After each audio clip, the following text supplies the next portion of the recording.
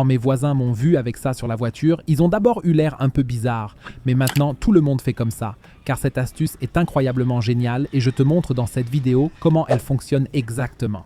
Car si tu as une telle raclette chez toi, tu sais certainement aussi que tu peux varier la longueur de la poignée. En d'autres termes, tu peux retirer les différentes barres de la poignée à la volée. Et c'est justement ce qui le rend si précieux pour la voiture, car je retire maintenant cette poignée ici, de sorte qu'il ne m'en reste plus qu'une.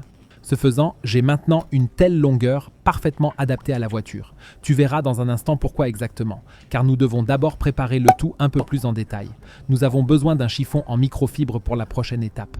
Tu dois le poser sur la table, la raclette par-dessus, et tu peux ensuite pincer ce chiffon aux endroits prévus à cet effet. Cela fonctionne aussi bien avec un chiffon en microfibre qu'avec un chiffon normal. Il ne nous reste plus qu'une chose à faire avant d'aller à la voiture. Nous devons maintenant vaporiser cette surface avec un nettoyant de notre choix, dans le meilleur des cas, un nettoyant pour vitre.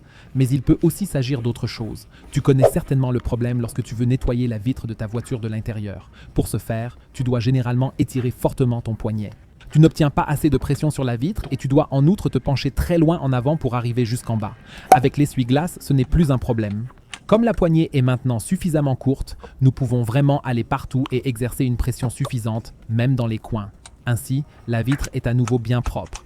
Et si tu n'as pas une telle raclette chez toi, il y a toujours la méthode Cobra. Je te montre de quoi il s'agit et comment cela fonctionne dans la vidéo que tu vois maintenant à l'écran. Clique directement dessus.